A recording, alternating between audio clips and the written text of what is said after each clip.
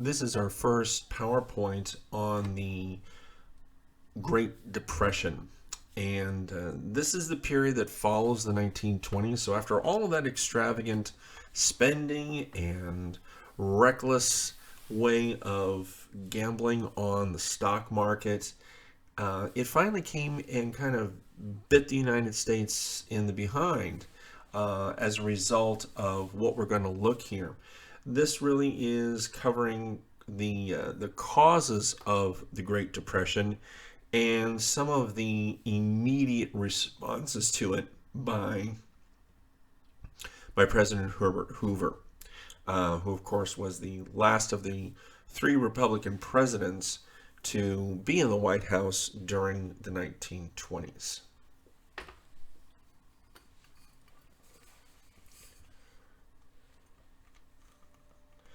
We begin with looking at essentially the stock market. Now, I know this is kind of a difficult concept to kind of understand about how companies are kind of bought and sold on the stock market, but essentially the way this works is companies who want extra money flowing into their companies sell parts of the ownership of their companies off on the stock market in the form of shares. Well, in the 1920s, this was done on a very reckless scale, and as a result, the amount of stock owned on the stock market absolutely skyrocketed. And as a result, companies were getting a lot of money coming in, but it wasn't necessarily the result of what these companies were selling, whether it be cars, wheat, or washing machines, whatever it was. Instead, they were making a lot of money off people constantly buying money off stock. In addition, you could what was called buy on the margin, meaning you, as someone who was buying stock, could buy based upon as much as 75% of the purchase price of other stocks. In other words, based upon how much you were being told the stock would be worth in the future, you could then borrow money and buy even more stock.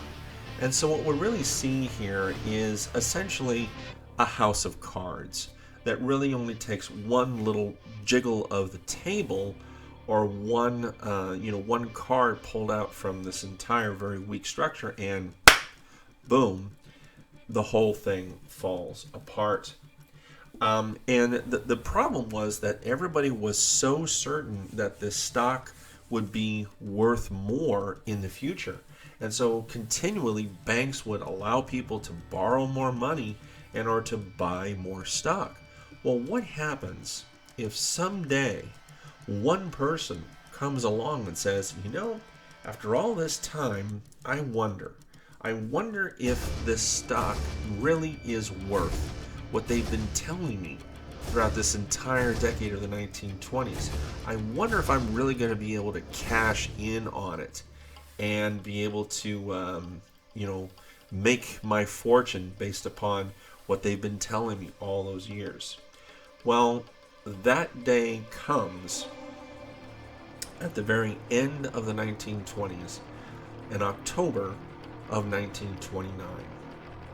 On October 24th, 1929, a day that would go down as Black Thursday, an unknown individual went into the stock exchange and began to try and sell their stock at the prices that, of course, they had been told.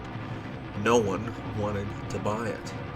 And as a result, this started the panic that resulted in literally millions upon millions upon millions. No one's really sure how much exactly was lost that day because, of course, this is accounting for modern day inflation and, all those things. Inflation, of course, being the dollar worth less because the price of living has gone up so much. But there are a lot of approximations as to how much really was lost, as you guys can see here in this newspaper story article, they estimate it in the absolute billions. One estimate is it somewhere between 30 and 16-15 billion dollars simply just vanished over time. Now the question is, how exactly does that happen? How does money just go poof? Well, here's the interesting thing. That money was based upon inflated value of a lot of this stock. Remember, a lot of people were told, hey, this is going to be worth, 10 times what you bought it at right now. And of course, people then based loans buying more stock based upon those values. Well, if it turns out that in fact that stock isn't worth that much, and these companies really haven't been producing that much, then that value, that money, those dollar signs just go poof in a cloud of Disney smoke. And that's exactly what happened. And as a result, when it got out that one person after another weren't getting what they had thought they would get from their stock, people started selling it off in mass amounts just to get, barely their money back. But what ended up happening was that millions of people didn't get back, the $5 they paid for their stock. They didn't even get back maybe $1 that they paid on that stock. They may have gotten only 50 cents.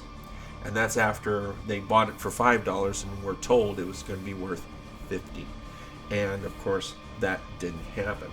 And this is really what led to what's known as the stock market crash. Now, at first, it didn't really seem like this really was going to affect people throughout the country.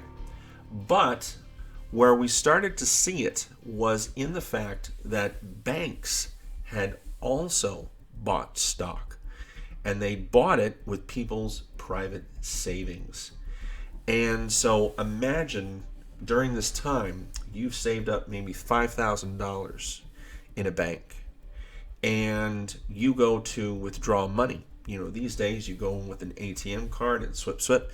You slide the card in and out, and you get $120 out. Maybe you're going to go out and spend some money over the weekend. And then of course Monday comes along. You got to buy the groceries, put gas in the car, and you go to swipe your card. Not only does the machine not give you any money, it doesn't even turn on. Imagine what you would do next. You'd then want to go see someone inside the bank, right? Well, you turn to look, and not only is no one there, there's chains around the front of the bank. The bank is closed. Your money has vanished. You aren't going to get another single dollar out of that bank. As a result, people committed suicide. There was a rash of suicides, especially in the big cities. People simply just dropped off tall buildings because their savings, their life savings, disappeared in an instant in these irresponsible banks who, because there really weren't any rules telling them otherwise, had invested people's private savings, people's retirement, into the stock market. And then when the stock market went bust, the banks went bust. And when the banks went bust, people's livelihoods, people's savings simply just vanished. Now, what was worse about this was not only was this private individuals' money, but also small businesses and manufacturers. And one of the other things that also happened was that a lot of manufacturers had overproduced. They produced too many of their products, and as a result, now not only was their life savings gone, but now they had products that were worth a lot less because they had an overabundance for them. They literally couldn't give them away. It cost more to give them away than it did to literally just let them sit in warehouses. And this is really where the water starts to circle the drain, because now not only do people not have They don't have their savings to fall back on. Now the corporations and manufacturing jobs that so many people, especially in the big cities, had relied on for employment were going out of business due to unwise investments, overproduction, and they literally could not give their products away. So it was a very strange thing um, to see these huge warehouses. Imagine walking past a Costco knowing that it's fully stocked and yet the doors are closed. Imagine walking past a Sam's Club or a Target or a Walmart or any of the really big box department stores, knowing they're filled with products and yet the doors are closed and locked. And worse yet, you, as a person who used to work there, now no longer has a job. And so the situation begins to get worse and worse and worse and worse. So now not only did people, they'd lost their life savings, but now they're losing their jobs as well. And people looked all over the place for workers, for any kind of work they could possibly do. In the video you guys might end up seeing at some point towards the end of this semester, there was a guy who basically said, I ended up selling apples on the street after working in a newspaper. We look at how bad the unemployment has gotten during the COVID-19 crisis in 2020. And what's interesting, as bad as it is, it did not come close to how bad the Depression was at its height. At its height, the unemployment rate in the United States got as high in some states as between 25 and 30%. Now, if you want to imagine what that looks like, if you have 4 people in your home, just imagine one of those people being unemployed. And then take that and replicate that in every single household, in your apartment building, on your block, in your neighborhood, in the city, in the state, in the country. I mean, you just take that same number and start projecting it all over the place. Goodwill tried to make up for it. I don't mean goodwill as in the goodwill, but people started opening up all kinds of soup kitchens, charities tried to help out, but nothing was really enough for people at this point. To make matters worse, a lot of what we're talking about hit a lot in the urban areas, in the cities. In the countryside, in farmland, things got really bad. And this was the result of 2 things. One, overproduction of crops that bleeded the soil of its richly needed nutrients in order to create, lots of crops. And then overproduction of a lot of those things. And what ended up happening was, you guys will see this in a video you guys will watch later this week, or in a couple of days. It was called the Dust Bowl. The Dust Bowl was the result of this strange environmental phenomenon where you had this electromagnetic phenomenon start building up in the North Midwest, and it swept down through the middle of America where a lot of farmland was. And the effect of this was that as it moved through, it sucked up more and more and more soil right off the ground. This is, of course, that richly needed topsoil that farmland uses so much. But because it was particularly dry, there was a couple really bad droughts in the late 1920s and early 30s. All of it just magically, in this huge kind of windstorm, blew away, and it was massive. The windstorm literally covered almost the entire central heartland of America and just blew eastward. And as a result, farmers who were already struggling because the banks that owned their loans farmers needed loans in order to, buy much needed supplies. A lot of those banks had gone bust. Farmers desperately needed to be able to maintain their crops and their farms. And in many cases, a lot of these farms simply blew away. And about a third of the farmers in the United States essentially abandoned their farms, and they wound up either going east or west looking for work in the big cities. And of course, in most cases, what did they find? No work. And instead they simply started joining the growing numbers of homeless and unemployed in a lot of America's cities.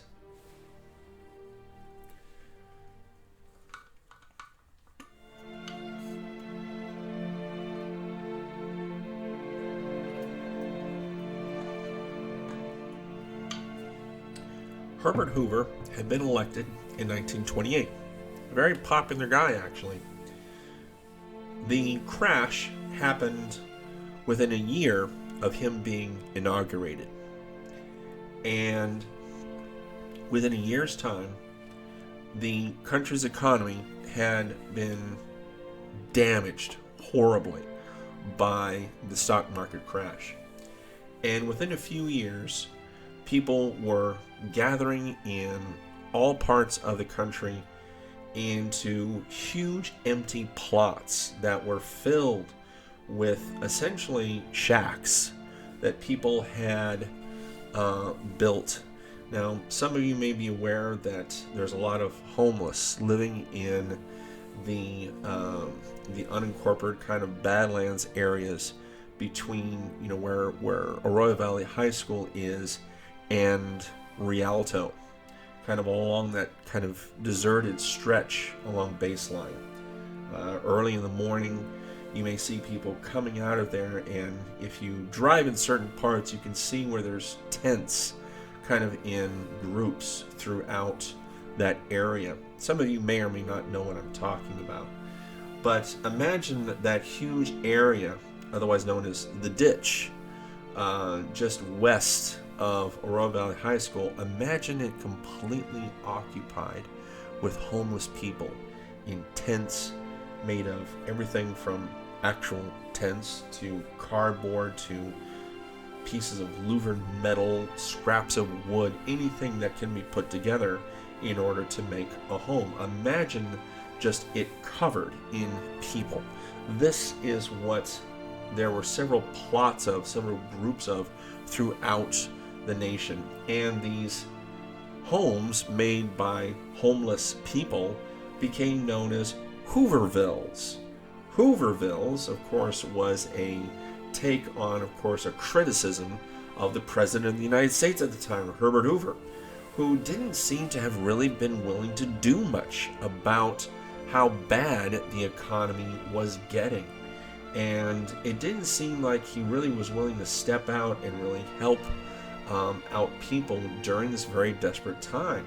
And as the economy continued to get worse and worse, it seemed Hoover was willing to do less and less. And, empty pockets became known as Hoover flags. Newspapers being used as blankets became known as Hoover blankets. It all was directed directly at President Hoover. Being a conservative Republican, Herbert Hoover only knew how to shrink the economy even more, or at least government control over the economy even more. And at this particular time, it turned out to be not the right thing to do. Hoover tried passing a tariff called the Hawley-Moot Tariff in the middle of the Depression, in which case, it would force Americans to focus on buying American products more. The only problem, though, was effectively what this did was it ended up raising prices at a time in which almost 25% of Americans' ability to buy was going down. And so you have these two opposing forces going the wrong direction. Prices going up, people's ability to buy going down. They should be going in the other direction. And really this did even more to hurt people Um, Hoover tried balancing the budget. In 1931, he cut a lot of federal spending. Really, all this did was it cut a lot of spending to social programs. As few as they were, people really needed them at this point. And so what we have here really is the only response that Hoover knew how. And that was based upon his experience looking at the previous two presidents. And that was presidents who are considered conservative think that the economy should operate by itself with very little government interference. And after all, what had they seen in the 1920s? They'd seen the 1920s boom, but no one was willing to look deeper as to why that was. And as a result, Hoover did the only thing he knew how to do, and that was to act conservatively and to release more and more government control over the economy at a time when the economy essentially was broke. The economy was not operating as it should have been, and that's because of what had happened in the stock market. It's kind of like trying to fix something after it's already, you're trying actually to prevent something from breaking after it's already broken. Trying to prevent it, well, it really is not going to do anything to really fix the problem. You need to take a different kind of action. And that kind of action, Hoover just wasn't willing to take. There were a few things, though, that Hoover did try to do to try and spur on the economy. They did end up being kind of too little too late, but they were still quite impressive projects by themselves. Hoover signed into legislation something called the Reconstruction Finance Corporation, or RFC. This essentially was a government-run corporation that would build public works. What is a public work? This is something you're going to hear a lot during this unit. And rather than just say public works as an answer to a lot of questions that are going to be asked during this unit, you need to know what the public works are. Public works are things like public schools, public parks, dams, bridges, freeways, anything that the public uses as a facility, hospitals, campgrounds. You ever wondered how things are maintained in the national parks? Well, national parks are considered public works because the public makes use of them. You don't have to. You have to pay in order to get into national parks, but once you're in, everything is pretty much up for grabs. These are all public works. Two of the big public works that Hoover did try and get started, and at least started to get built during the late 20s and the early years of the Depression, was of course Hoover Dam. This of course is the great hydroelectric plant that now provides a lot of electricity for every place from Vegas to parts of Arizona to Southern California. It was named after him because he was the president during which it was first started to be constructed.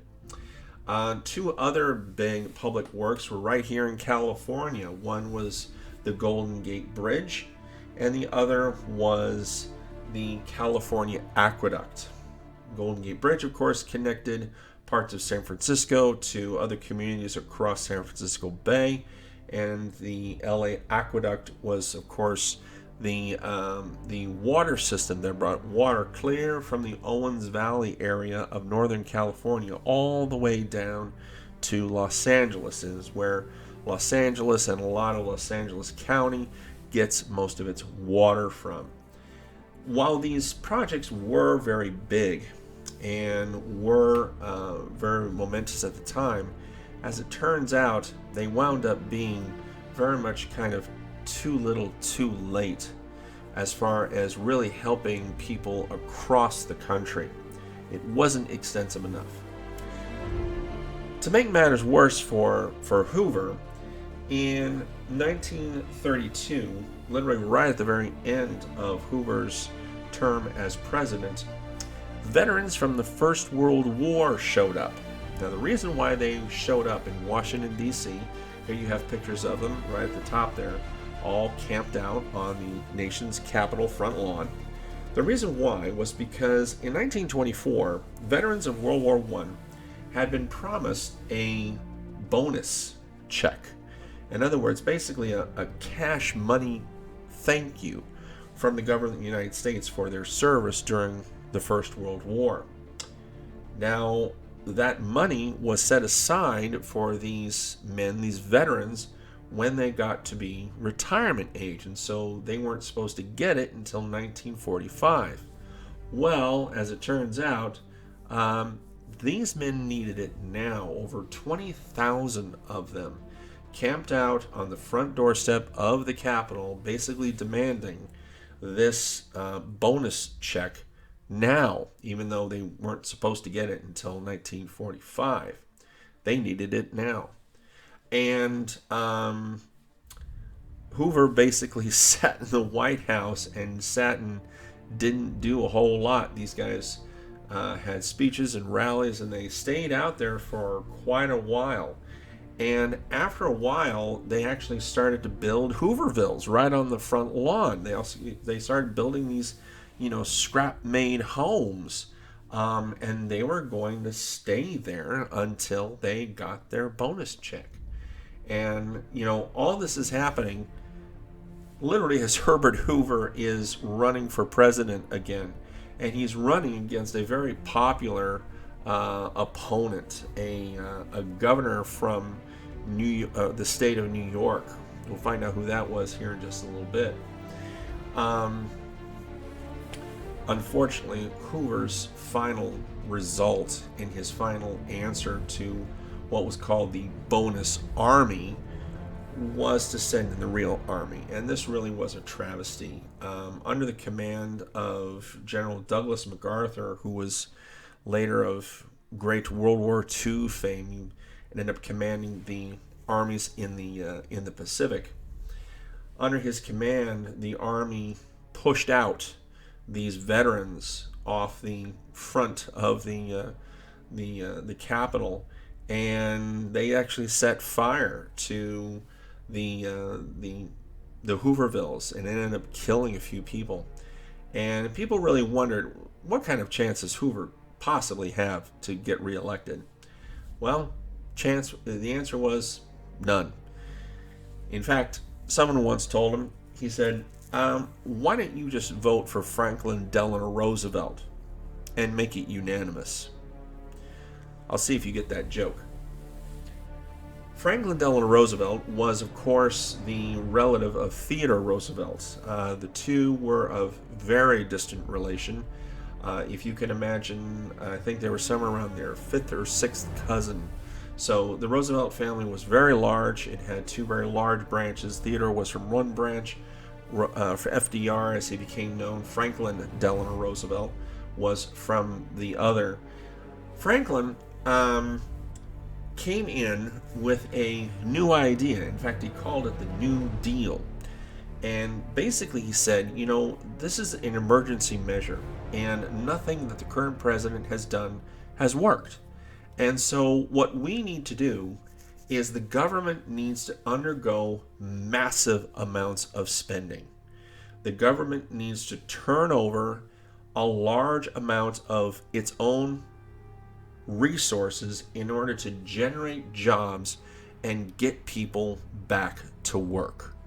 Franklin Roosevelt easily won the election in 1932, and during his inaugural speech, one of the most famous lines ever uttered by a president, he said, "The only thing we have to fear is fear itself." And it was during this time that people really kind of looked at Roosevelt and saying, okay, you know what, I understand what this guy means. Now, a lot of people thought what he was going to do was very dangerous, maybe even a threat to democracy in the United States, steering the government, dangerously towards socialism. Franklin Roosevelt didn't see it that way. Roosevelt saw it as absolutely necessary that the government do this because private industry, private enterprise had failed. Leaving the economy in the hands of private individuals hadn't worked. And the result of kind of letting them alone for so long had resulted in this huge financial disaster.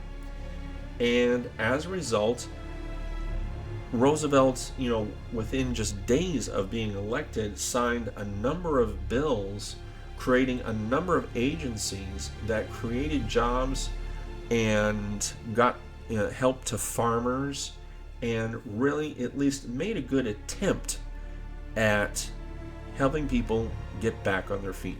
And we'll see what happened there in the next PowerPoint.